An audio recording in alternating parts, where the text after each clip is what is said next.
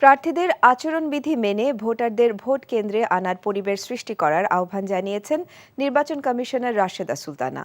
সকালে ঠাকুরগাঁও জেলা প্রশাসকের সম্মেলন কক্ষে উপজেলা পরিষদ নির্বাচনের প্রতিদ্বন্দ্বী প্রার্থীদের সাথে মতবিনিময় সভায় এসব কথা বলেন। ইসি বলেন, সুষ্ঠু অবাধ নিরপেক্ষ নির্বাচন উপহার দিতে আইনশৃঙ্খলা বাহিনীর সদস্যদের সকল প্রার্থীকে সমান চোখে দেখার নির্দেশনা দেন।